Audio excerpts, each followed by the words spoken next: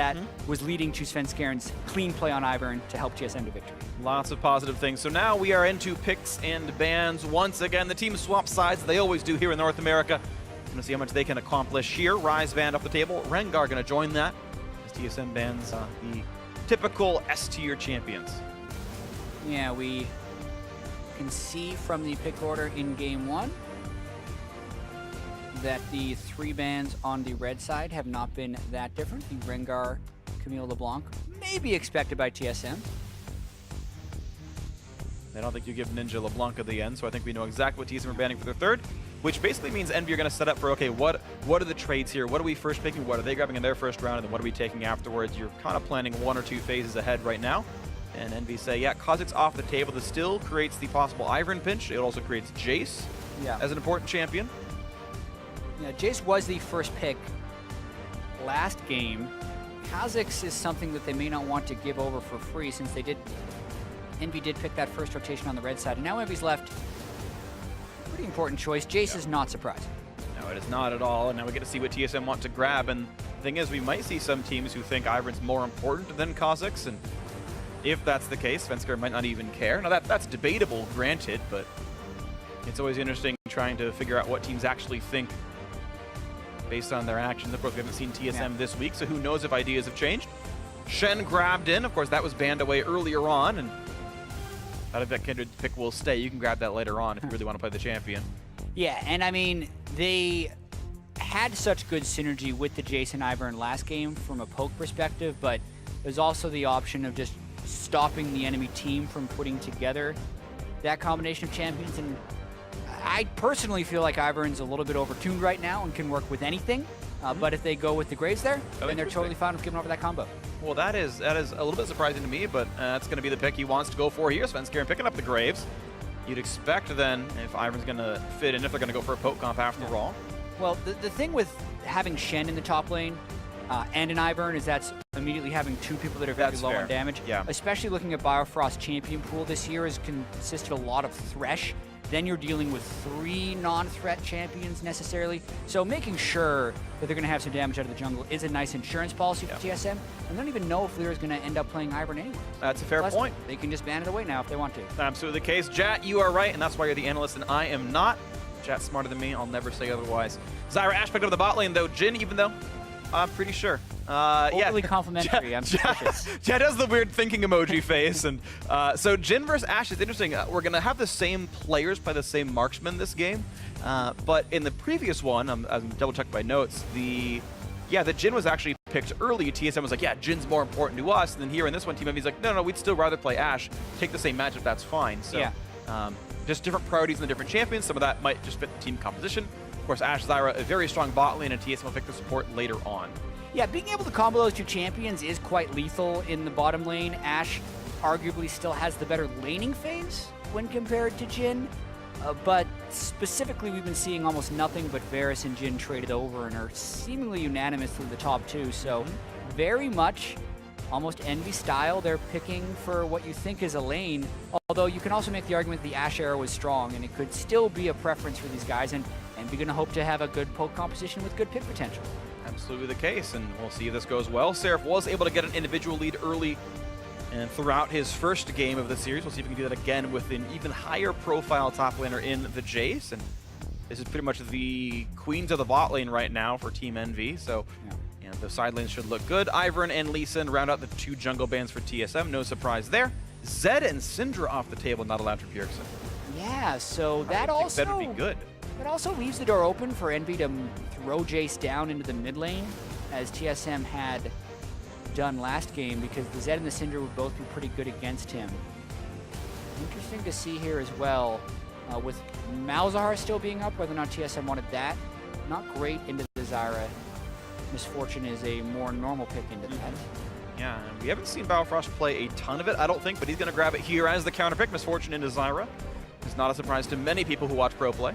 Yeah, one reason we haven't seen Biofrost play much of it is very often times you'll see Zyra and Malzahar banned in TSM games, usually by TSM in the second ban phase, but unable to do that this game as Zyra's been picked. And EnVy just doubling down on this poke. Okay, Nidalee, and actually it's going to be Kennen after all, and it's going to be Jace flex to the mid lane, I would assume. Looks like Seraph will reprise his role on the cannon, and we'll have Jace mid yet again for the blue side. Yeah, the Maokai hover late in the game. We saw Peke play Maokai mid at All-Star. That is unlikely to be replicated. And now TSM does know they're going up against the Jace. Bjergsen may just end up going with an Assassin. Echo. The Echo. Fun, yeah, exactly. So it's part of the reason I didn't like the Zed ban is it would make the team full AD if that were the case. Echo can fulfill similar roles and actually do magic damage to round out the composition. Team Envy, I will consider that Zed ban suspect. But Bjergsen wanted to play Echo here into this one, and certainly it would be hard to play Jason to Zed. But either way, we're going to move on and talk about what these comps can actually do. Team Envy, a bunch of ranged champions. Lyra and Ninja can be melee half the time, but generally consider them ranged. TSM, once again, with a fairly well-rounded lineup. They've got 1.5 frontliners and plenty of backline damage with triple marksman. Yeah, and Envy has a massive amount of poke, and again have gone with the attempt of having strong lanes, but they don't have the greatest of disengage. Hopefully they would think the Cannon ultimate would save them a bit from TSM, but TSM has double TP. They're going to be looking to try and make flank initiations, although they don't have the strongest amount of crowd control that you would want against a pick comp. So not an ideal composition from TSM, as I feel like Envy has a lot of strong poke champions, but it's going to be a battle of Envy split pushing and poking versus TSM being able to set up flanks. And that's going to be what we're going to watch for then. Can the TP flanks work out for TSM, or can Envy group up, split push, and siege and poke their way into this one? Let's see if it can happen right here. Picks and bans are done, so you can see the players and their champions, respectively, all up on the screen. TSM hoping to make this their, I believe, only and first 2-0 victory here in the North American LCS. They've dropped a game every time they've won a series, which means if history repeats itself, Envy going to take this game, but TSM going to hope that it goes differently. And of course, the Team Envy fans hoping to get themselves a win after they had gotten one last week. Here we go into game number 2 as they hit the rift. Team Envy versus TSM, and the games begin. Yeah, a few random facts coming into this. Zyra's still the only champion that Envy has won with for Hakuho, so being able to get that on support. Positive trends right there. TSM as well, every series in which they have won a game, they have won that series because their only series loss was an 0-2 against Cloud9, and everything else has been a 2-1, so yep, we shall see what happens in this one. But also in every series, TSM loses at least one game, so who knows? Zyra's going to win, TSM's going to lose? There's so many stats that are going to be broken. It's like prior events guarantee future events. Oh, it's how it works. There's a great XKCD where there is a every time until this presidential election, this has always been the case. And there's one for every single president. It's just kind of fun. There's even a subreddit dedicated XKCD scripts. I don't know why there's a website and it's just XKCD strips, but there is. There's a subreddit for everything. And we are into the laning phase, of course. Biofrost and Wild Turtle actually getting a bit of control over this bot lane. It's really nice. It's worth pointing out that they've managed to get rid of most of Hakuho's seeds without taking a lot of poke damage. And that's always a delicate kind of balance. You don't want to face check 5 plants, obviously, but because seeds last 45 seconds, if you start walking the lane 30, 40 seconds in, you can kind of prep 6 plants for when the laning phase starts. And TSM try to play around that and make him despawn them or turn them into plants, which of course die off much sooner. Both teams prioritizing getting this early laning pressure instead of secrecy of jungle start, as both teams are expected to be starting on blue side since the duo lanes clearly aren't going to be helping them. Ooh, 4-shot crit comes out of Wild Turtle. Apollo staying a bit long in the trade.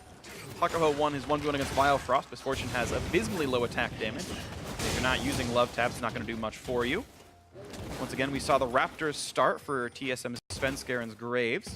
He even got a Shen from Hanser doing so.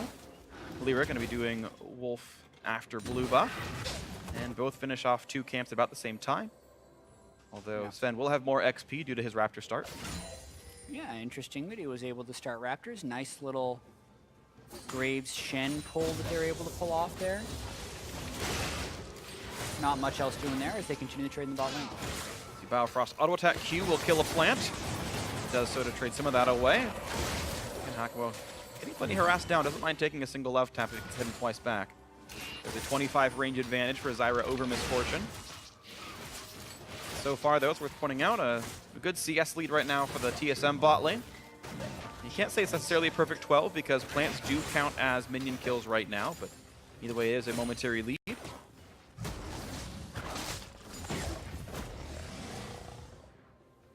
Lyra wants to go into the jungle. He did this something pretty similar last time around. He hit level 3, walked into the red buff and said, "Ah, it's gone." But he does get aggressive wards this time around and doesn't waste much time waiting. And we'll be able to possibly steal Gromp, but this is really, really nice by Hanser. Yeah. He looked at the route from last game and said, "Hey, you should just like ward the Krugs at 3 minutes. You might see him," and in fact he does so. That's really cute. Yeah, very clever ward there. Really going to help Svenskeren go for some quality counter jungling. Raptors higher value than Krugs, also able to counter jungle. Now he's going for Ninja. A lot of damage, gets the melee range, auto attacks in, saves the Q the whole time. He might have actually used it during the camp. Anyway, Ninja actually forced to preemptively flash. If Q were up, it would have been maybe his death, but he might have not had to cast it if that was still on cooldown. Yeah, and now it's just going to be a continuation of Svenskeren's counter jungling as he's going right for the Krugs. He's hoping to get this. This could be dangerous, though, if Lyra predicts it and runs straight for Krugs as the rest of his team does as well. Svenskeren's got to get out of there. He doesn't have smite. His E is back up. Going to dodge away from the roots, but he's going to take a javelin to the back of the head. Can he flash Swallow? Doesn't even matter if he does so. Q, auto attack flashing one of the pounces, and he jukes away a bit, but he's 2 hits away from dead. The red buff is going to burn down. He's not going to go. Lyra gets away with his life just barely. Bjergsen pushes him off. But Bjergsen probably could have flash followed with an auto attack and gotten a kill, but he decided not to commit for it. A bunch of really close calls and almost too much discipline for Bjergsen right there, as I feel like he could have gotten first blood double buffs, but conservative play there, just hoping to get Svenskeren saved and back to laning. It might have been that if he thought he was going to get flanked and die for it, he misses the mid lane wave, and trading kills and losing a wave probably a negative for him. So as it pans out though, Bjergsen doesn't chase, and debatable or not, he at least gets the minion wave here. It is a, worth noting, 400 gold lead for Team Envy, and you would expect that with the lane assignments as they are. You've got range versus melee matchups kind of down the line, and then the roughly strongest bot lane of Ashe Zyra, which should probably be winning. Yeah, good early things for Envy. Pretty consistent trend for Envy to have decent to good early games. Nicely done. Lance is done. Ninja member has no flash, so this damage will kind of stick, and oof. Ninja TP-less, but gets a good bit of damage on the Svenskeren. Yeah, taking a lot of extra poke there if you're Svenskeren. Not exactly the jungle start he would have hoped for. Oh, taking that Biofrost in the mid lane. Does not land make it rain. I don't think Biofrost really needs to hit E. It's been raining a lot in Los Angeles already, but that's okay. Control ward fight! Hakuho! Bam! Gets it. Javelin and the Biofrost puts some pain in as well. Good early accuracy from Lyra. Oh, speaking of rain, it's also been snowing a lot everywhere. There's massive amounts of snow on the East Coast. Do not know why I'm talking about that, but... Well, I talked about weather. I brought it up. It's my fault. I'm sorry, chat. I accept your apology. Thank you. TSM kind of just bouncing back. A lot of these early gold leads are just variations in the way the waves are shoving back and forth, because the lanes really have evened out. Hanser teleporting back to lane because he's Shen and he can just ult down. It's going to be an interesting back and forth here where they go for Bjergsen. Really beautiful trade by Ninja and kites out the stun. That was actually immaculate. There's one thing that I will say about Ninja. His mechanics are really amazing. I know he's gotten a lot of flack online for positioning, and he had a very high depth game before. His mechanics are actually incredible. The mechanics that are great, but the decision making is where he has the most criticisms. Is why are you going Frozen Heart, Spirit Visage on Rise, and why are you flashing into turrets to finish kills without vision are the main problems for him. We do not want to face check the Grave. Yeah, walking without vision. Speaking of, Svenskeren finds Lyra, Ninja gets him away. But that is a lot of pain and all at once. And no surprise that Grave's going to win that 1v1. Yeah, and getting back to the earlier point of Envy having strong early games and trying to pick lanes that can shove, it is going to be hard to consistently shove in these TSM solo laners, just because the nature of Shen and Echo were very quick at getting back into lane after doing other things. Like, even if Bjergsen does get harassed out of lane, he can always just expend his ultimate to return immediately after shopping, and that's one of the things you always have to keep in mind as Echo, is his ability to split lane against almost anything. Absolutely the case, and right now Bjergsen actually holding a small minion lead, and that's very valuable when you've kind of gone in looking for the counter pick here. Jace, of course, worth first picking, but Bjergsen's saying the best I can do is this, and there we go. Apollo gonna juke one of the shots, can't juke the third, and okay. All gets blocked away cleanly enough. Still plenty of damage on this Envy bot lane. Most of those skill shots land. Bjergsen using the shield to keep himself happy as he wave clears once again. And he'll look for his next recall soon enough. Svenskeren hoping for a lane gank now on the top side, but until this wave pushes out, he's not gonna have much action. Seraph playing far away, but he's pushing pretty hard. Svenskeren also has Krugs and Raptors up, but they're hoping Seraph gets super aggressive. He has fairly aggressive laning tendencies. And Hanser can try to freeze it to keep him stuck in front of the turret. This is nice by Seraph. He has a job to do first, which is control ward that side. And there we go. Look how far up this wave is. Gets the taunt. Here comes the skill shot accuracy. Can't miss much of it. Early flashes by Seraph, and he's going to also threaten with the stun. But that is ult flash down, which is probably the best you could expect with that kind of gank. Yeah, it's also a ton of time invested by TSM, so unless they're able to make that return gank, it's not going to have too much. But as you mentioned, it reduces the pressure that Seraph will be able to put on that lane. Doesn't even end up going back to base afterwards, just ended up not taking damage. Yep. You can still heal up a little bit with that call. Yeah, he's going to be okay. This is a very non-threatening lane. He's still got that control ward down in the river, so shouldn't be too likely that he takes any fatal damage here. You never know. Quick control ward focus once again in this top river. Lyra and Ninja not nearly as hampered as they were in the first game. Actually starting to find the ways to make some moves. They're going into the jungle, maybe trying to get some vision control, and he's looking a bit better now for this EnVy squad. Yeah. Turns out when they both don't flash into the mid lane turret and die in the first 7 minutes of the game, they have a better game. It's smoother. They're controlling their aggression a little bit and relying on their ability to out-farm and shove in a little bit. You watch back on the bot side, the minions still very close together. So it's been a low action game of minion wave control, and looks like neither jungler have been really able to make crazy moves. They've had ganks, to be fair, but they haven't turned into all that much, and it's just been the battle of wards more than anything. Hakuho failing to respect Deadly Flourish, takes a couple hundred damage. But Lyra, knowing they have control wards down here, knows he's safe and in fog. Nice hawk shot to say, hey, as Graves bot lane as he is, okay, respect the gank power. Stun's gonna land on Biofrost, and they pull the trigger in time. Javelin from long range means first blood goes over to Hakuho. And stats don't lie, Jack. Team EnVy off the first blood. And that was just a really good play by everyone on EnVy right there. Apollo does most of the work by not only hawk-shotting the opponent jungle, but also by pulling the trigger. And then no one had to fully commit to risk being teleported on the other side, because it's double TP on both of these teams. You can expect a lot of bot lane parties, but they just basically killed Biofrost for max range and kept the counterattack out of the equation. Not much TSM could do aside from not getting hit by the Ash Arrow in the first place. Absolutely agree. Hanser, of course, did try to burn his ultimate during that encounter. I didn't see if he had got on a Biofrost or not, but it's still on cooldown now as I'm watching back on my feed. And yeah, that seemed to be right when he cast it, so I assume he tried, he just died instantly anyway. But that is Shen ult damage, makes this even easier the next time.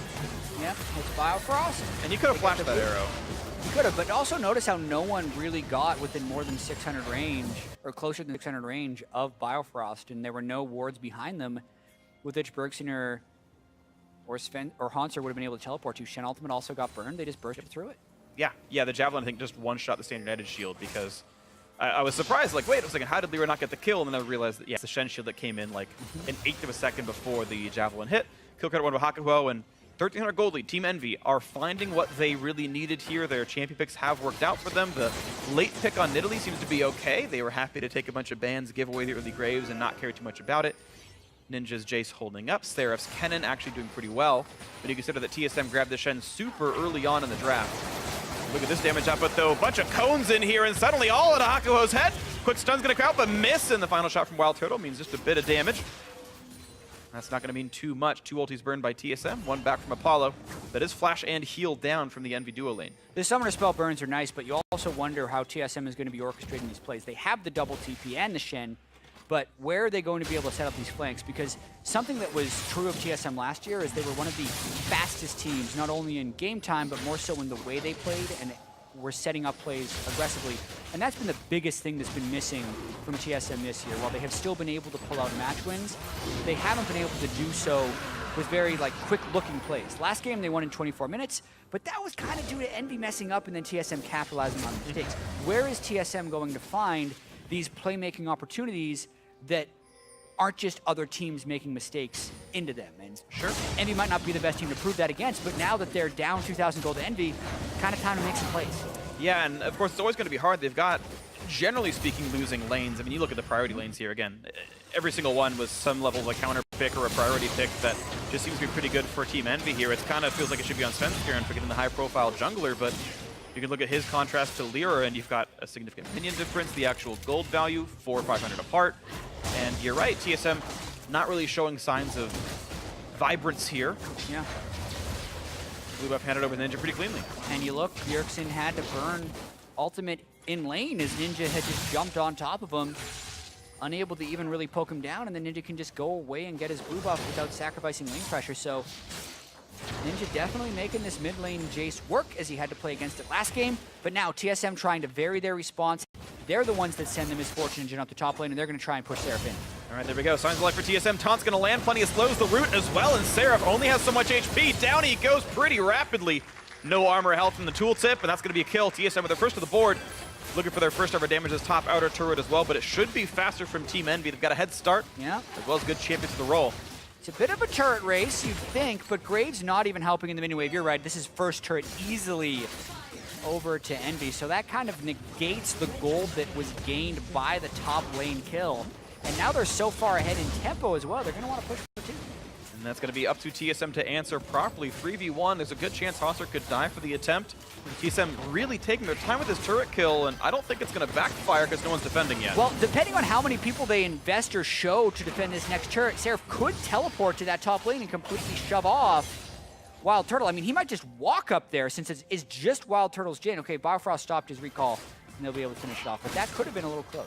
You're absolutely right, but it's going to happen, and TSM will guess correctly in the amount of time they had to spend on that, the amount of resources to invest, and TSM will at least equalize the turret score, although, again, first turret gold obviously did go to Team EnVy. Arrow for the mid lane, nice dodge, it actually hits Svenskeren. Whoops. Well, at least in his native environment, frosty arrows into him. Now here comes the Shen ulti onto Bjergsen. Not going to land the taunt on Ninja, and Hanser maybe regrets the decision, blocks some damage, walks away with full HP. He'll be all right with this one, but that is another ulti down. TSM try, but it gets turned around. Yeah, and there goes a lot of their flanking potential, which they would want to be able to turn those sieges around instead of just straight up defending against them, because retouching back in on the goals of this EnVy team composition, it is to just slowly rotate around. They have this 5-range champion team composition. They want to get turret pressure and then avoid getting picked off as much as possible. Seraph, though, Ooh, flashing that out of the cone, damage. Frost nearly dies with the crit, but he's a couple hits away from getting it anyway. Now he's got to get away from Curtain Call. Ninja just walks into melee range, and Turtle has to run for dear life, has to flash away as well, as he would have died to the skies. That is a nice pickup there for the EnVy top laner. Yeah, success, although it was very close. Lyra just wants to get into auto attack range to apply that red buff. Wild Turtle is able to speed away. Still success, though, for EnVy, because there's not a good way for TSM to defend this next turret, save for a double TP, which they're doing. They're going to look for it. One in the front, one in the back. Ninja's got to be just that. He's, surrounded now. Echo on one side, Hanser's Shen on the other, and Ninja out of mana.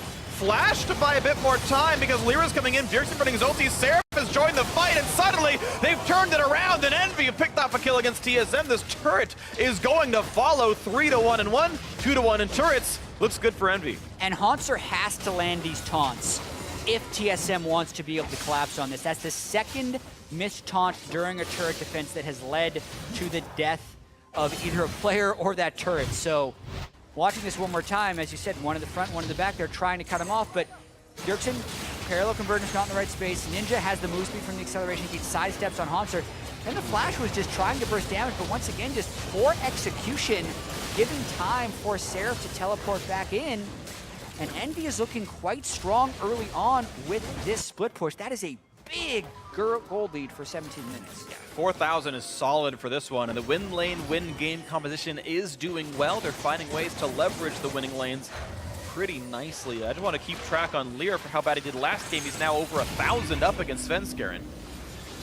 Been a part of some of the turret kills, sure, maybe, but doing pretty beautifully for himself. Every lane up in gold, every roll up a couple hundred. Now, if there's one thing we remember about Nidalee Jungle, it's that it's usually up in CS against its opponent. Back in the day, though, Graves was one of the few champions that could kind of keep up with the Nidalee power farm. Obviously, Jungle CS is misleading. It's the 1,000 gold that we're mainly paying attention to, and they're doing quite a good job. It is worth pointing out, though, that Nidalee definitely going to be much better at killing things like Raptors and Krugs, where you've got kind of that boundless AoE.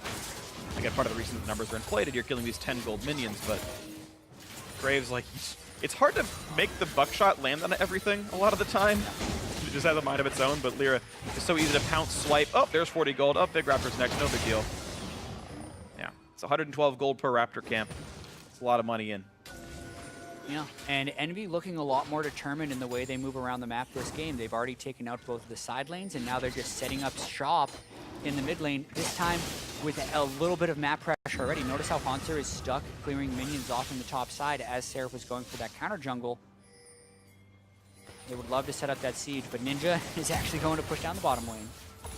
And this is pretty good. This is, I guess, what Envy are hoping their games start to look like, is when they have pressure and it feels like they're actually consistently making good plays. We had Seraph solo steal a red buff. Sven walks in and goes, it's gone, crud. And making life, of course, very difficult. They've got good split pushers. The double TP is down for a few minutes, and maybe that's something TSM can work around. I think that right now, actually, Haunter could join the fight that Seraph cannot. Yeah, with the Shen ultimate, they could force a 5v4 or just jump on Ninja. Here comes the Shen ult. A lot of damage in. Shen as well. Ninja is so fast. And again, he jukes it. Ninja's mechanics are really quite good, but the dive is still coming through. Bjergsen to ult out, but Haunter grabs himself the kill. 1 for 0. Nicely played. Seraph is roaming down just to the mid lane, though.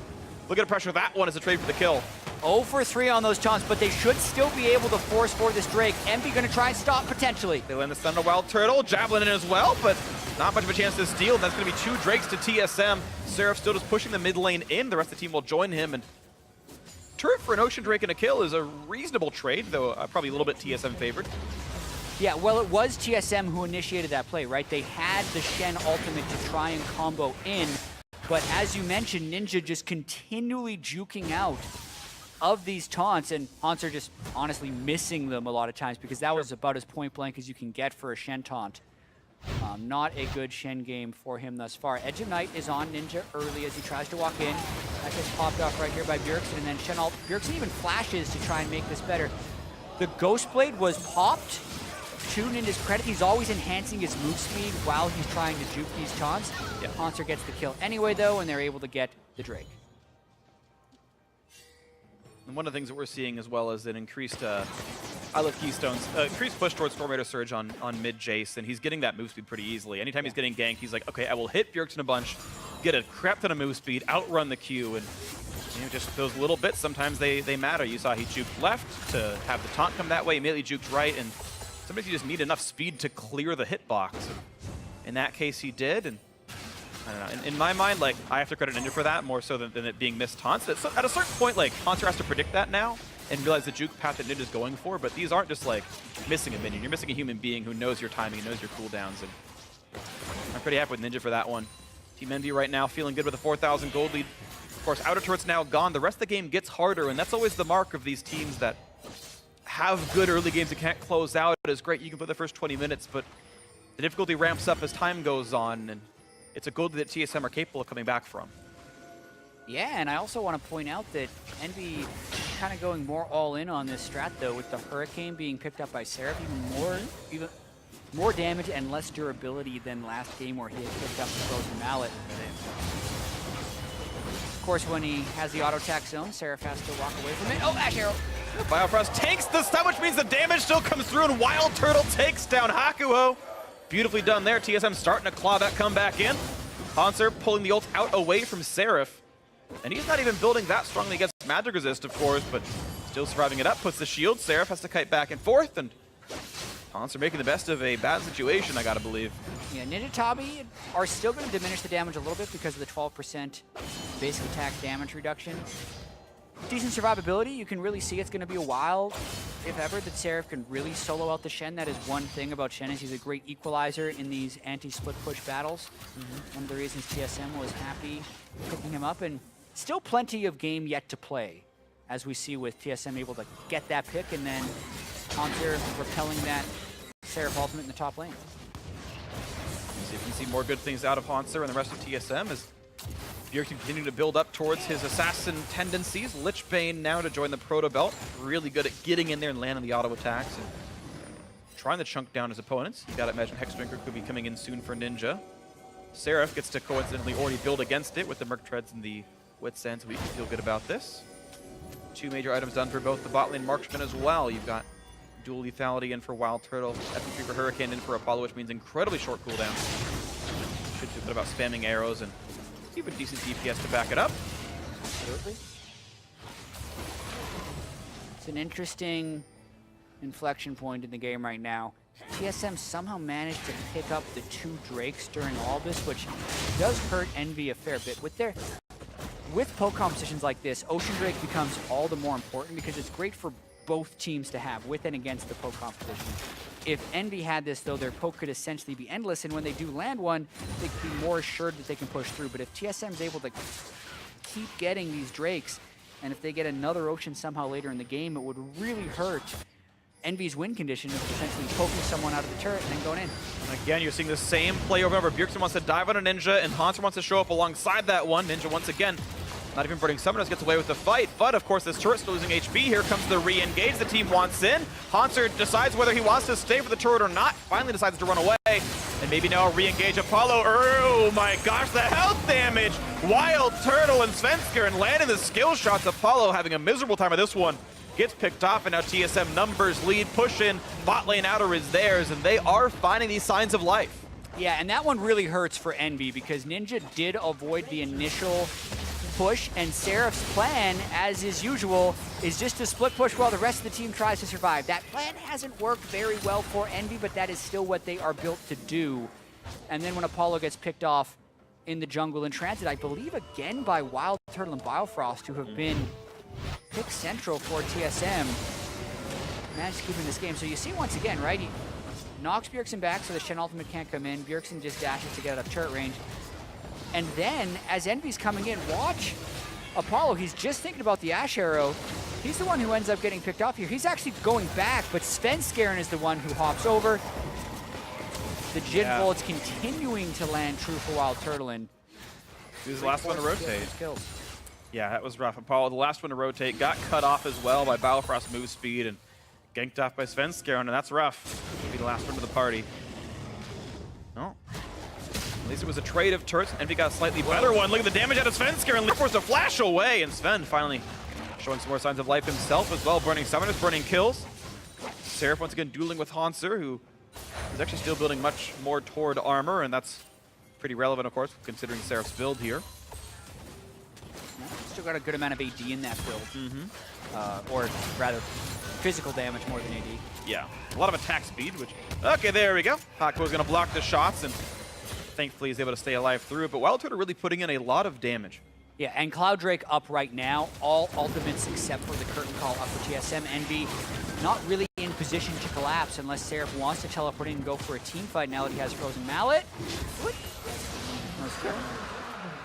Pretty reasonably done right there. Looks like they timed it all nicely, and TSM going to stay afloat of this one. So yeah, all 3 Drakes right now going to TSM, and it's nice for them because it feels like the way TSM have to win this game is again, finding these team fights, navigating around the poke, and it makes that late game Elder Dragon an even better team fight hub for them. Envy can't give that away 40 minutes in, or it's going to be a ton of true damage added onto the TSM lineup.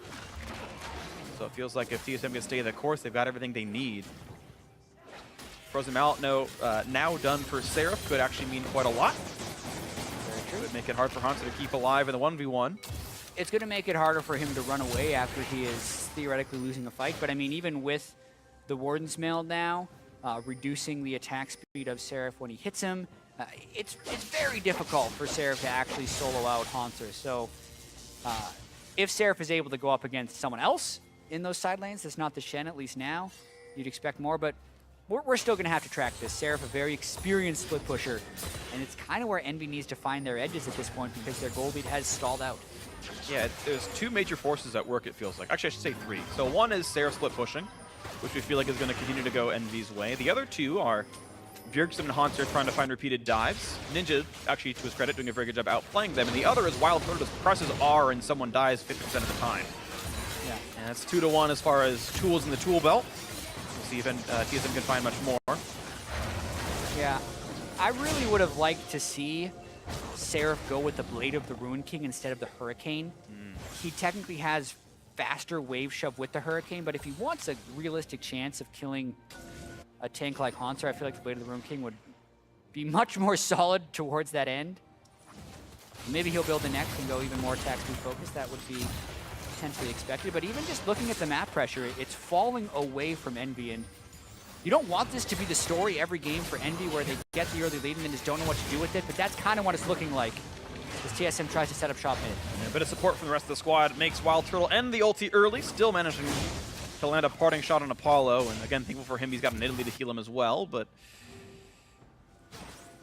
yeah, even if there are more tools for Envy, they seem to be very blunt, and they're not getting a lot done with them. The arrow picks aren't really coming in, and the Ninja Siege isn't getting a lot done either. Seraph once again in a battle with Hanser, and Hanser just kind of withstanding the damage. You got to jump over the wall, Spencer coming for the flank, and suddenly now Seraph is going to be in a bad spot. Blinded, attack, goes for the stun, gets away from most, but there we go. A taunt finally lands for Hanser. Finds button on his keyboard. The kill comes through to Svenskar, and red buff steal comes through for Lyra, but I will take a kill for the red buff any day of the week. Yeah, and it's essentially split push down right there. Seraph now going with the last Whisper because he's not cutting through Hanser at all. Basically at half health by the time that gank arrived, and he hadn't even started to deal damage to Hanser. So good job by Svenskar, and Hanser landing 2 taunts back to back here. They're going to turn it into a split push of their own. And the teleport coming in for Bjergsen to keep the minion alive as well. There's going to be plenty of damage. Ninja going to find a bit of poke boost for the minion. Smart choice, but it's not going to be enough. Turret's going to go down. TSM nicely played, get their 3rd turret, and it's the bot lane tier 2. Yeah, that 4,000 gold lead that was there 16 minutes into the game is now a 2,000 gold lead 14 minutes later.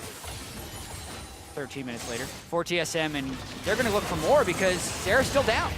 And it's going to be another one right off the bat. Goes down. TSM making some pretty crisp rotations, and the gold lead now almost tied, just nary 1,000 gold apart from these two squads.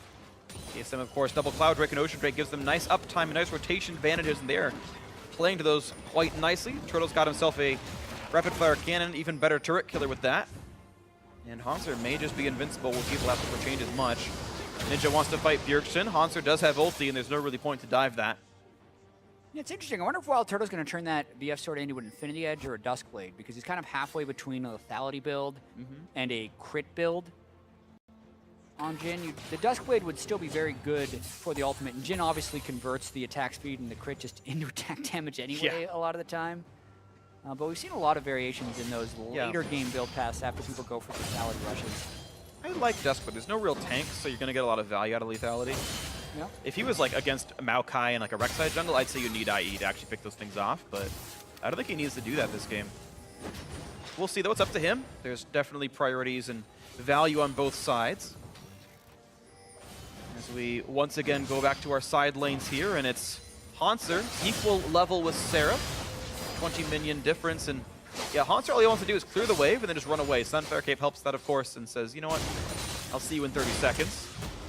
Seraph will see if this time around he can find an edge in the matchup.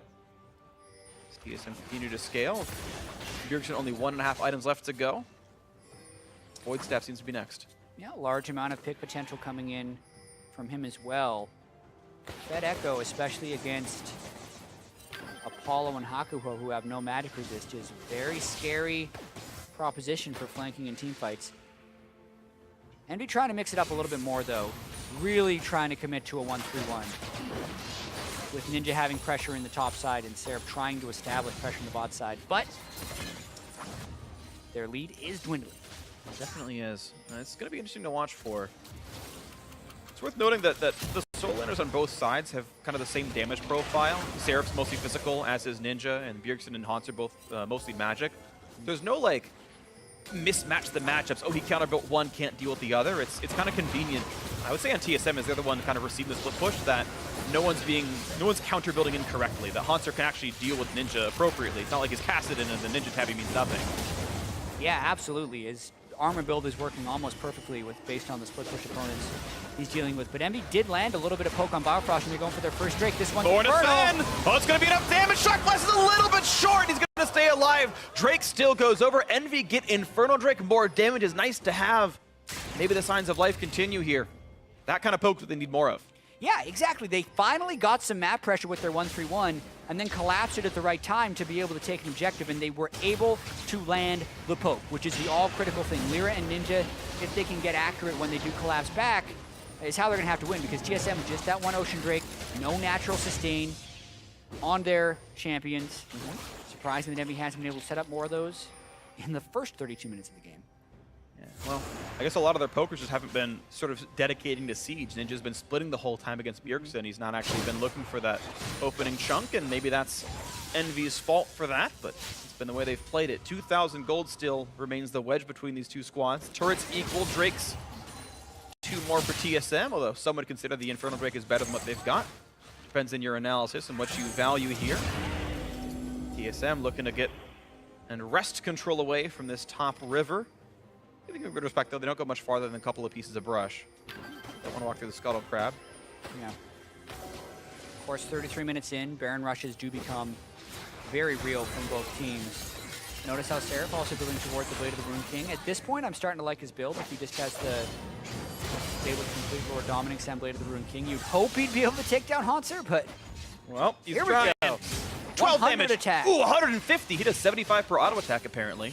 And he's going towards Ruin King Jet. So Last Whisper into the Bilgewater Cutlass. Yep. Yeah, that's going to be his full build, and it's the hope. If that doesn't do it, then you really have to question that pick. Sure, yeah. This is our first North American experience with this split push cannon, and has shown some success in other regions, but that's usually with the mid-game advantage. If you have to wait until 40 minutes before you can whittle down a tank, I'll question it, but that's what Seraph is eventually trying to work towards. And it looks like Haunter is working towards Guardian Angel as his next build. I feel like he'd have different components if he was going towards Zerat Portal. So actually a much more defensive option. Doesn't want to actually create that little bit of extra lane pressure. Ooh, Bjergsen having to pop Zhonya's and ult and slink away from that one, but that is still two important cooldowns. Sorry, not Zhonya's. I misread what was happening with all the gold on the screen, but it does pop his ultimate. And that is a important cooldown gone for him.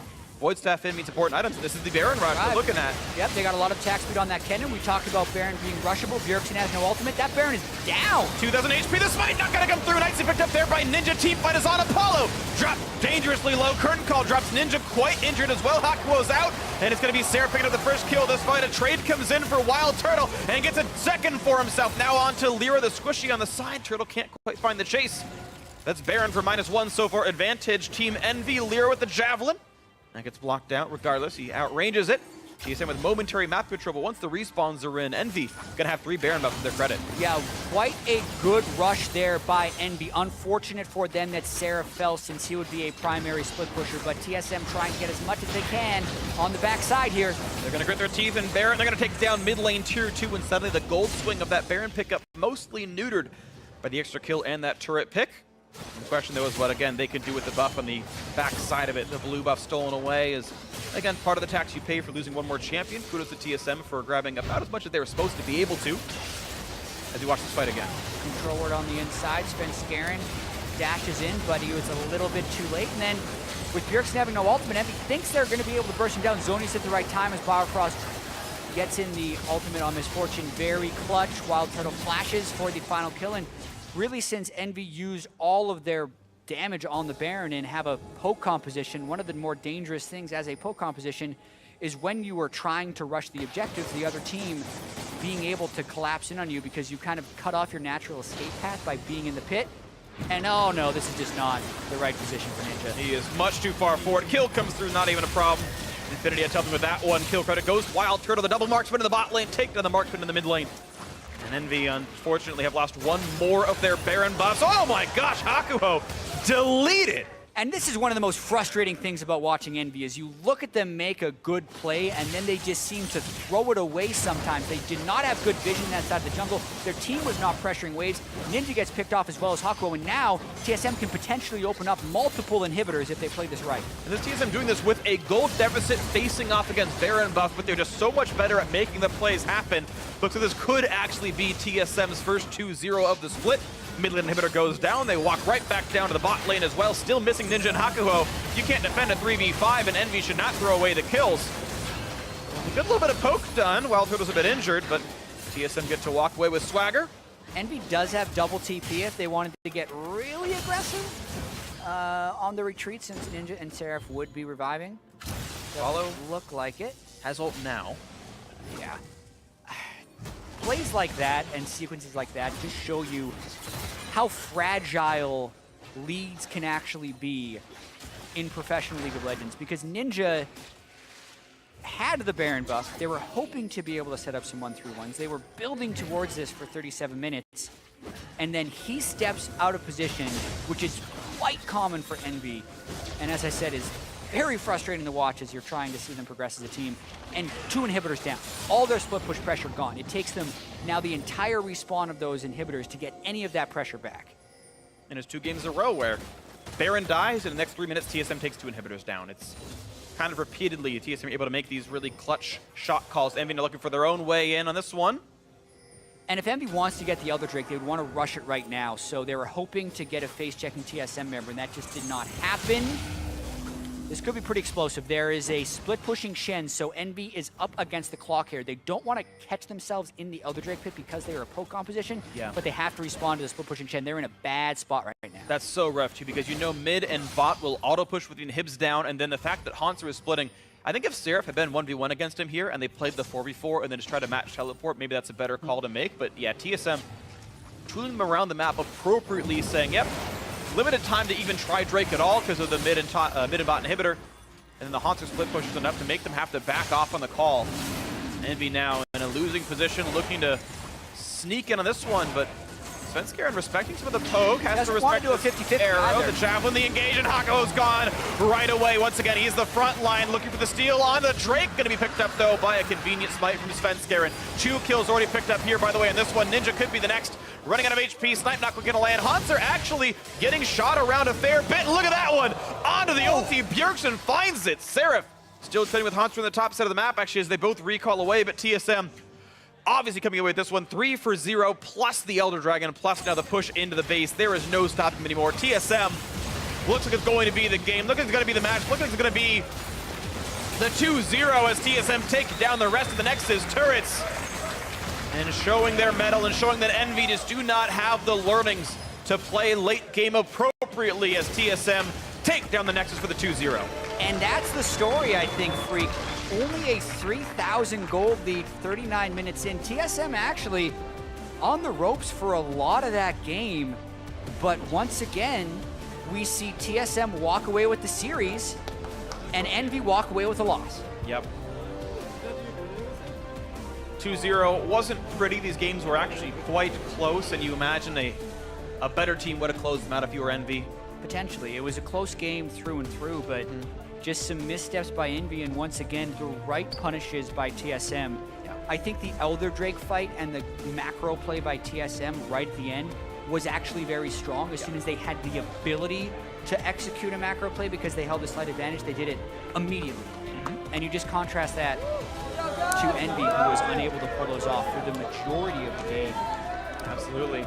And the EnVy strat in this game was win lane, win game, and they won the lanes that they were winning the game, but TSM were able to make the right plays. The repeated attempts of Bjergsen and Hanser diving on the side, those were nice to see them attempted, while Turtle had a great game. 7-0 and 2 was actually instrumental in this one. I think this is one of the very few games you can say Turtle, I feel like actually carried this game more than anyone else. He had put out so much damage. And he was the one that was creating a lot of the picks for TSM before the final fight, where actually, I hope we get to see that again either in the analyst desk or here, but Bjergsen 1v3'd pretty much on the back of that fight. But yeah, we saw at the end, 995th career kill towards the end of that game, getting very close to the 1,000th kill, speaking to his experience and how long he's been in the league. And at the end of the day, even though TSM is not looking as good as they did last year, they're still now 6-1, which is going to be enough to tie them for second place. Which is great to see that, you know, TSM fans can remain happy that their team, stumbles or not, are clearly good enough to take down all these teams. There's only 2 matches left until they've run the entire LCS the first time around. One tomorrow against Echo Fox, and then I forget their last opponent at the very end of it. But I believe it can't be C9. Oh, that should be FlyQuest? Something like that. FlyQuest is the It's got to be FlyQuest. So yeah, FlyQuest, Echo Fox, who are solid teams, and those I think are actually better tests for TSM. I mean, like, it's multifaceted story, right? Okay, 2-0, congratulations. But it's 2-0 against maybe the worst team in the league. Right. It's them or Dignitas right now, kind of battling for 10th place at this point. At least they did it. Which we get to see tomorrow. Which we do get to see tomorrow. And at least it's going to be an important match. But it's a win where you're like, okay, we won, but like, you know, you've got to actually step up the very next day and actually beat someone like Echo Fox, who are significantly better. Yeah, TSM definitely not looking ecstatic after these wins because they know they still have a lot of growth to do. All right, we'll see if they can continue to grow throughout the split. But for now, let's get more on that win and send it down to Riv and TSM Sniper in the bot lane. Thank you very much, gentlemen. Great cast on the day. I am joined by TSM's Wild Turtle, the wildest of turtles ever to grace the Rift. I have to ask you, man, this is really the first time we get to talk to you back in this split. How's it feel to be back on the Rift? It feels pretty good to be playing LCS again. The offseason is pretty long, but I'm really excited to play LCS again because I just like playing League. Well, it definitely shows. The smile is always there. You are 5 kills now away from 1,000. You think you're going to be able to achieve that, or is Doublelift may step in here to stop you? I mean, it's 5 kills away, and you'll eventually get kills. So yeah, I think I'm gonna hit it soon. And what's that kind of mean to you? It's been such a long road. How does that feel to actually be able to be one of the second people, if you do get it, to have that in America? Well, like I said, my birthday was actually like 2 days ago or yesterday, and I do feel really old now. So yeah, I am an old player now. It's a good present to yourself. I do have to ask you, coming back into the team, a lot of the other players have said Doublelift was a big voice. Have you actually tried to kind of fill that void, or are you taking a backseat and just doing minor communication? Yeah, I think all of us have like communication like given to us to like what to say during the games, and for me, it's mostly like lane allocation, etc. And we do all have pretty big roles, and everyone has split roles in the team now. Right on. Looking to tomorrow, Echo Fox played pretty well today. How do you guys actually feel about that matchup? I think we should be pretty nervous because they're on like a pretty hot streak. Like they've had pretty good games. Akanian has got a lot of first bloods. So yeah, I'm pretty excited. Gonna have to watch your tail. Hopefully help from Biofrost on that one. Final question for you. Tomorrow, we're looking at FlyQuest versus C9. I gotta get your opinion on that. Well, FlyQuest has 3 of my ex-teammates, so I think FlyQuest is gonna win. All right, well, thank you very much, Wild Turtle. Congratulations on the win. Don't go anywhere. We're sending it over to Immortals versus Team Liquid to end out that series. Comes out, Shred onto Matt. Rainover now has his armor decreased. Piglet now gets caught when he walks up, and they just get destroyed. There is no Thresh here. That is a 4-on-5 that should be in favor of TL, and from a macro perspective, they should have just played the macro game. And a big warm welcome to all the viewers from our other stream who are now going to be joining us. You arrived just in time to see the entire momentum and tempo of the game shift in the other direction as Team Liquid has been in control up until now, but a very costly throw at Baron now puts Immortals right where they want to be. Yep, and it gives Pobelter level 17. Like, that's huge. He is approaching level 18, 2 levels up over Golden Glue, and almost that 10 CS per minute mark. Like, Pobelter, this is a good game for his rise. He's doing quite well right now, and the Baron picked up. They get even more off of this. You were talking about how they didn't even have a single turret to their name until they traded the top turret, but I have a feeling Immortals are going to pick up more now with that Baron buff. That's what they would like to do. This turret count needs to even itself up pretty quickly. There's a lot of pretty much standing money just waiting to be grabbed by these guys. Outer turrets are not really worth protecting at this point in time, not when the enemy team is as strong as they are, not after that big mistake. So Immortals will just be rotating around, going from turret to turret, hopping from free objective to free objective, getting more money for themselves. Yep, as where you just get those outer turrets, you're like, all right, we were down a lot of gold, but hey, we hadn't picked up the gold that was just sitting there from the turrets. And yeah, the damage in that last fight. So much from both mid laners, honestly. The only 2 breaking 4K in the fight, and Olay with an impressive 0. Yeah, he wasn't there. I'm very surprised that Cody Sun was only 1,500. He got the bullet time out, softened people up, but that's all it took, apparently, to actually just help his team out. I was kind of hoping Olay would get in at the very end, maybe respawning and just like find a random flay onto somebody to get on the board, but apparently not. Dardoch forced to hop away underneath the tier 2. Lorlo defending as best he can, but these Baron up minions are so hard to deal with. Yep, and so what we're learning here is that TL, they'll have an advantage, but they aren't playing the macro game quite right. They aren't abusing champions like Shen and trying to play a global game and play it slower. Instead, Immortals, when they get a lead, we're learning that they know that they can punish a team like TL, that they can surge ahead.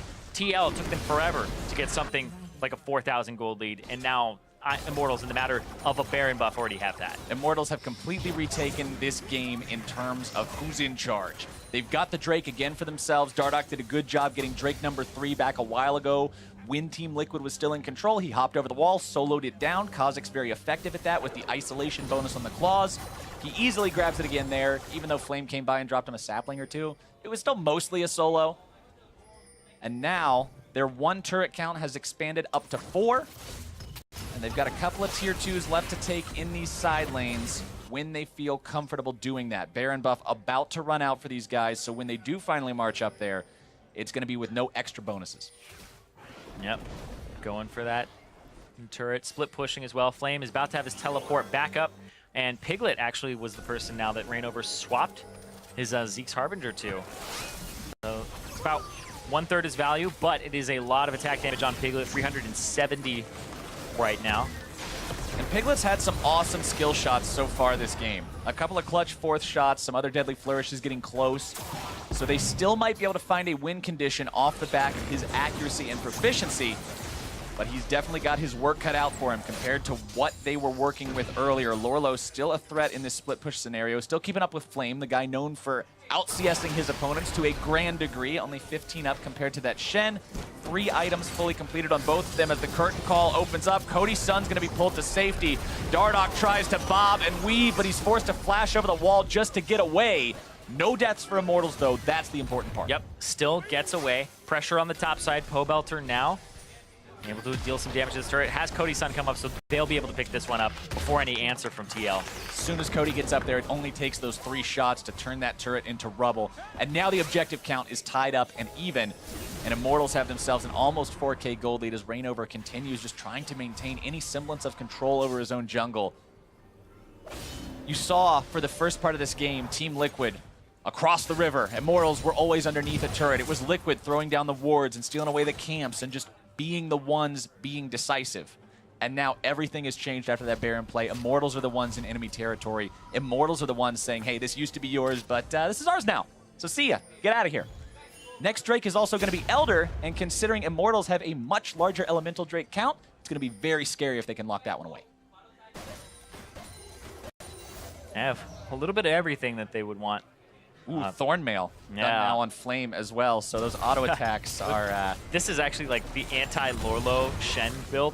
He knows that that's going to be the person he has to go up against, so he's actually building mostly to deal with Lorlo. He has attack speed slows from 2 different sources with the Randuins and the Frozen Heart, which means nothing against something like Piglet, who's mostly spell-based, etc. You'll lower the AD, but it's not a huge deal. But then he has... magic resistance, make sure that he's not taking so much damage from Lorlo, but also the physical damage that Lorlo puts out is actually quite immense with the Titanic. Oh, he got interrupted, gets interrupted, a nice package delivery from Golden Glue, shut down for Piglet. Yep, Pobelter caught out there, looked like he was trying to be cheeky, pops the Realm Warp, but they were ready for it. Now, Immortals, I don't know if they can actually make a rotation to the bottom side swiftly enough to actually make this a turret trade. That goes in their favor overall, because this is going to be Golden Glue pushing top. They'll get this. And now, I believe the idea would be to stop Golden Glue's push. Yeah. Make it so it's not a 1-for-1. Trinity Force Corki, though, very, very effective. Yes. Fire off a rocket, shoot the turret. Fire off a rocket, shoot the turret. Pretty easy and abusive pattern to work one of those down very rapidly. Yeah, the Trinity Force and double AD compositions or double marksman compositions are so popular. Mostly because Corki's mixed damage and the fact that he can shred turrets as well. Dardoch with that Edge of Night, just walking around with it on all the time whenever he's going for a buff or jumping into something. Oh yeah, that Edge of Night feels really good. You pop it, and when you think, like, basically you're playing safe all game, you pop it, you're like, I have 10 seconds to do whatever I want, be as dumb as I want, run forward. Pobelter not offered that luxury. Not today. Not today. Is like a small displacement there from the package, and it ends up interrupting the Realm Warp. That's all you need sometimes. It doesn't have to be a massive knock up into the air, not some huge CC ultimate ability. Instead, just the slight knockback on the package delivery, enough to make it so they grab the free kill onto the notorious POB, put them in the dirt and give themselves a little bit more control back over this game. A 3,000 gold lead when the score is 66 to 63 in terms of the thousands of gold separating them. It's not the biggest thing in the world. It's not like 3K back when it's 10 to 13, right? Yep. So there's still an easy possibility for Liquid to win these fights if they find good positioning, find ways for those curtain call shots to hit the value targets. But at the same time, man, if Immortals can manage to get Dardoch rampaging through these fights, or Pobelter, or a big ulti from Cody Sun, it could be GG either way. Yeah, it really could be. Game pretty much on the knife's edge right now, going back and forth. But TL have had the advantage for a bit now. And this Baron, the question is, does TL play for the global play again, try to get the TP out, and then reset, which you would imagine is the play that they would want to go for with a Shen and trying to abuse the champion. But it hasn't been the case.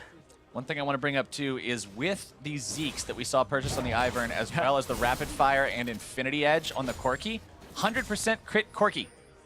Yep. With special magic-enhanced crits. Yeah, they'd actually put it back on him. So Reignover, everybody's getting a little bit of the Zeke's Harbinger love. Going back and forth between Piglet and Golden Glue. Ooh, looking at Cody Sun's build. So he purchased a Serrated Dirk, and they started going for a Last Whisper item. Completes the Lord Dominic's Regards.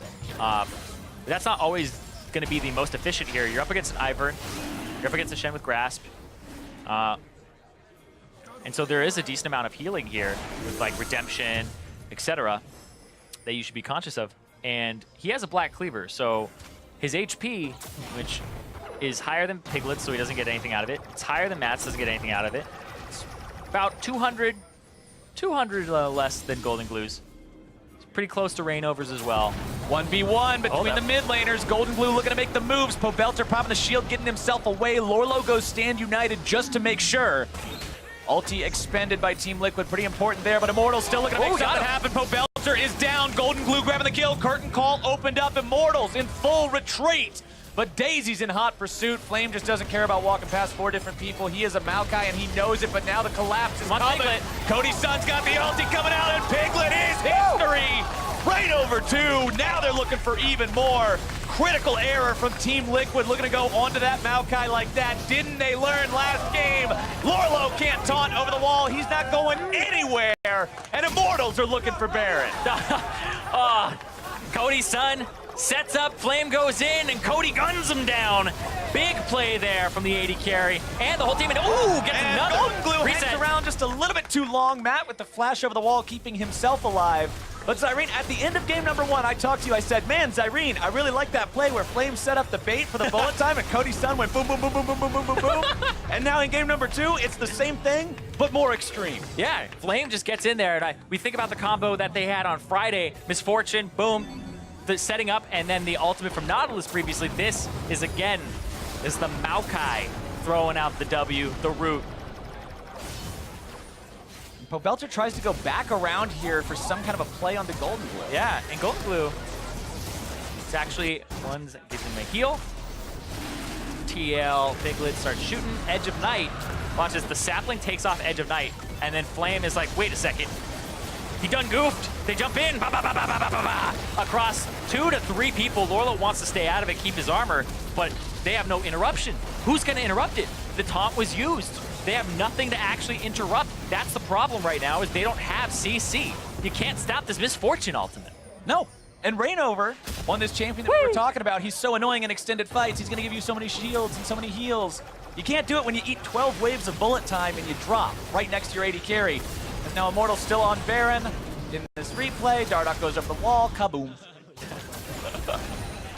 Look at how happy he is, man. He knows that he just can pop over the wall and kill him that easily. Plus, they've got Elder Drake. Elder Drake and Baroned up Immortals with a 7,000 gold lead. Scary stuff. I mean, it's got to feel good as well, being the only player on your team that was really performing at a high level for a bit. Now, when I was talking to him, he was saying, I feel really comfortable now after this week of scrims. I feel like everybody's pulling their weight, everybody's doing their job, and now I can focus on my play, and the whole team's coming up big. They're doing it again this game, too, working as Realm a unit, Warp. striking Flame in. together. Realm Warp. Flame on. Looking to go right there into the fight. Flames in the middle of everyone. No fear here. Right back onto the back line. Golden Glue is out of there. Bullet time comes through. Dardoch looking to go big into Reset City. He grabs the ones who matter. Rainover's going to be dropping next, even with a GA. I don't think it's going to be doing much of anything. Flame walks into the turret just to say he could. Rainover goes down. GA is going to bring him back in just a moment. But what is Ivern and Shen going to do about this? Nexus turrets now under pressure. And after a rough first half of the game, Immortals are looking to end this one 2-0. Rainover is down for real this time.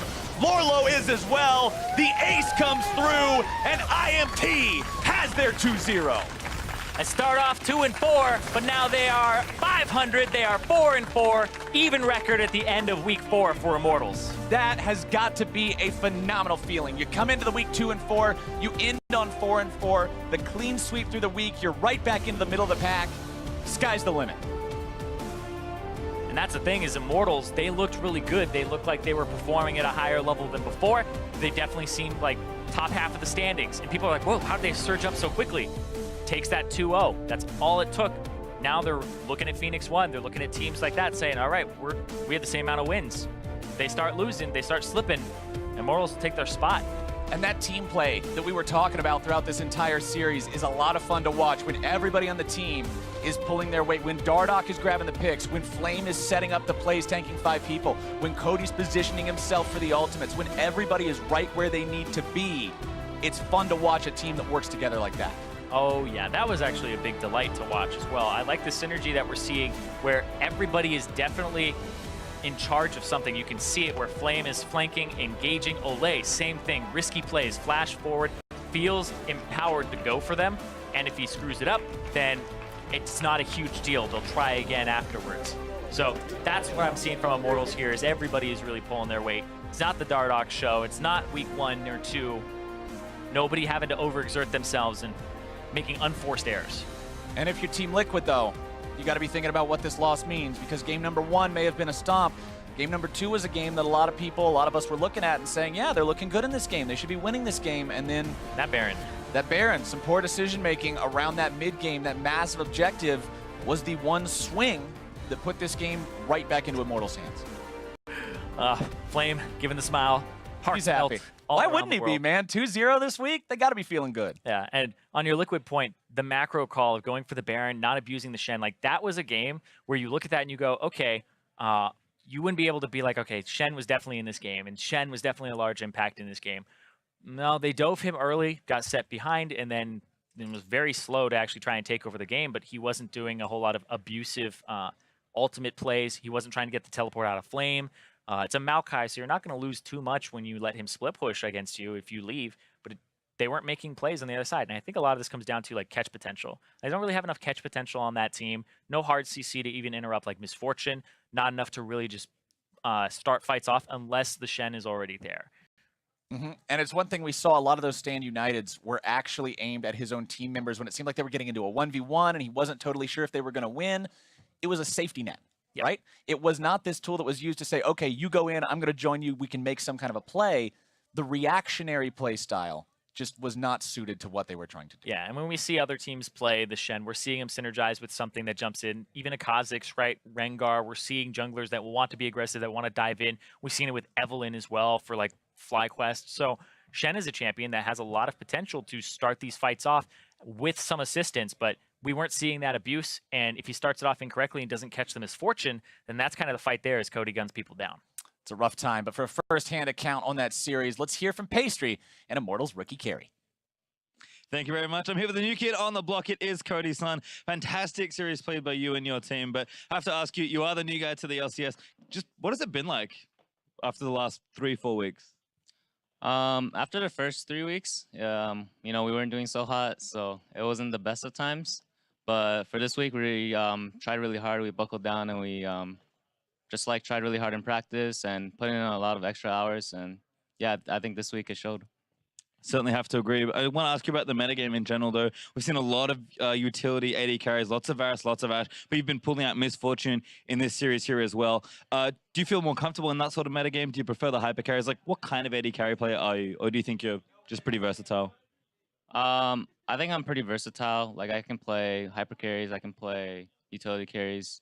Just like I try to find the best pick in the meta and like the OP picks, and then I just try to play them. So yeah, I don't really have a preference or anything. Cool. And of course, being on a new team, you rely on your experienced players to really lift you up. What has the rest of the team been like? Kind of who's the leader for that team, both in and out of game? Who's kind of helping you along, guiding you through your new journey into the LCS? I think Eugene's been really helpful. He's like the leader kind of in the team, and he does the huddles. He does the good quotes, get us like hyped up before our matches. So yeah, I'll say Eugene. Nice. And one final question for you. I know you're actually a highly rated Go player, which is something I found out before the season started. I have to ask you, it's a very deep strategy game that's very complex. Are you kind of bringing some of that big brain, some of that strategy? Yeah, a little bit. I mean, there's a lot of like macro plays in Go, and macro plays in League of Legends are kind of similar. So yeah, it's been good. There you are, ladies and gentlemen, the first AD carry with a brain. Just joking there. Cody, so congratulations on the win here in the series. But back to the analyst desk to wrap up the day. Thank you very much, Pastry Time. Immortals are going to be very happy with the way that this weekend has gone for them, picking up 2 match victories and this series here in 2-0 fashion. Of course, the second game not as dominant as the first, but I want to work our way through this because the first game almost did feel gifted with that one early engagement and such a large gold advantage. Hard to not win. This time around, though, it was more on Immortals to claw their way into this game. So let's track a few plays here, the 2 faces of Immortals, in a sense. The first of which, a very intelligent, crafted roam by Pobelter and Dardoch up to the top lane, putting the pressure on the Shen. And this is something we hadn't seen much out of Immortals, is Dardoch and Pobelter doing things together that actually works out well. So seeing this roam was awesome. The fact that that was, a kill that not only, shuts him down, denies the wave. He has no TP to get back. It puts Shen way behind for the rest of the game. Plus, key improvements, they learned from previous dives in the season where Flame would be on Maokai. He would Twisted Advance to start the dive and then have tower aggro the whole time, and he died. This time around, he waits until he can get his Arcane Smash, saves the Twisted Advance to drop the tower aggro. Well, and this is the thing. Also. That seems like a small play, and in a sense, it is a small play. It picked up 1 kill, got a small CS advantage and experience advantage in the top lane, but the steps in which they took to get there, it shows forethought from this team. And that's what we'd like to see more of, because not 10 minutes later, we kind of see the other face of Immortals, where they're not fully thinking through all the possibilities of a play. Still aggressive. Still aggressive, and that's the thing. So 17 minutes in, let's take a look at this one. Failed gank in the top lane. Once again, making a stab at something that, if it works, big advantage. But they're not taking into account all of the members of Team Liquid that can close this gap. It's just kind of playing into what TL's team comp wants to do. They have the Shen ultimate to come cover the Corki pushing in the side lane. They have the Redemption on the Ivor and able to come in from pretty much anywhere. And then TL has a little bit more control in the mid lane. They're able to collapse and get people in position to punish that attempt. So it was just a case of Immortals not really thinking about everything that is available on the side of Team Liquid. It's a counter-engaged comp. I mean, you have Ivern, you have Shen, you also have the long range from Jhin. Karma. It thrives when you overextend like this. So yeah, just taking a couple of those things into account before prepping those moves. Other than that, yeah, Team Liquid are looking so much better. A lot of improvements for them. And Immortals is what you meant there, Yeah, that's what I meant. Yeah. Team Liquid, Team Liquid not looking as improved. Okay. That's not to say, again, that Team Liquid didn't have their moments, but for the most part, we are seeing larger steps forward for Immortals here. Again, that play didn't go in their favor, but if it had, it probably would have blown the game wide open. Team Liquid now has control at this stage of the game, but as you mentioned, not without their mistakes. Let's take a look, 28 minutes into the game. Attempt of the Baron here by Team Liquid, but what is his positioning by Piglet? I don't know. He's like really embraced the new sniper meta, because he did it last night also on Varus, and he was up behind the Baron when the team was doing Baron, but they all kind of kite back here, but you've got a Maokai snare, Misfortune ultimate comes through with a huge zone, and so it really frees up the Kazakhs. Even though Dardoch goes super deep here and does get popped, like, they have enough DPS left and chase them down, and that's something where they then can take the Baron after that, and Team Liquid loses the, what the hold they had on that game. And with what we were talking about, how their comp is mostly a counter-engaged comp, this is exactly the opposite of what you want to do with that comp. You pin yourself up against the wall. Sure, they can kind of kite out to the top side, but they're not going to like turn off the Baron aggressively or anything like that. So they end up just getting engaged on by Flame, which sets up Cody's Sun for the nice ultimate. And the reason they went for that play was because they had just picked off Olay. But Olay is the least threatening member of Immortals, and the things you're worried about are the Twisted Advance Maokai on the front and this big Misfortune ultimate. Right, yeah, so player of the game going to Flame, honorable mention in Cody Sun, as you just mentioned, 2 big picks there, being able to lock somebody down and then having that bullet time come across the top. It's been a successful pick for Cody Sun so far and has allowed them, I think, again, some flexibility in the draft to be able to ban out that Varus early, right? Say, okay, you can take the Jhin. We're not going to give Piglet this ADC that he feels most comfortable on, where he's flash engaging as Varus. Let's keep him in that sniper mode where he seems a little bit more uncomfortable. I think it's just very nice to see Immortals finally finding something that works for them, because before we saw them like first picking Jace and giving it to Flame, be like, please carry us, and that's obviously didn't work for them during the period that they were doing that. Here we saw Morgana in the past as well. Now it seems more like Thresh and the Misfortune as well being something that they have that they can pick, and it's really working for them. At the end of the day, though, it seems like the takeaways for Immortals is that we've got movement in the right direction, still have leagues to go in terms of cleanliness and making sure that, we're putting forethought into whatever our next strategy is going to be, and really covering ourselves for the different outcomes, risk-reward situations we might be able to run into. That's going to close out the weekend. So let's go ahead and take a look at how the teams fall into the standings at the end of the day. With not going to close out the weekend. I was going to let you go. I was like, he's got it. It's the end of my weekend. I won't be here tomorrow. But with Cloud9 still in first, FlyQuest maintains second place alongside TSM. Despite their loss, though, Phoenix One maintained their hold of fourth, with Immortals doing the same at fifth place. Meanwhile, the rest of the league trickles down, with Envy and Team Dignitas sharing ninth place. Now, we still have a full day of matches coming up tomorrow, starting with CounterLogic Gaming versus Phoenix One on NALCS 1. After that, former sister teams face off as FlyQuest look to give Cloud9 their first loss. On NALCS 2, Echo Fox go against TSM, followed by Team Dignitas facing Envy in the battle arena. I think most eyes are going to fall on that FlyQuest C9 game tomorrow. Yeah, we are still going to do LCS, even though you won't be here, Dash. The FlyQuest Cloud9, everybody's looking forward to it. Obviously, the story is well known throughout the league community, but it's just going to be so fun to see Hai and the old Cloud9 guys clash up against Do you think they have what it takes? I mean, let's be real here. There is a lot of hype building around. They are definite underdogs.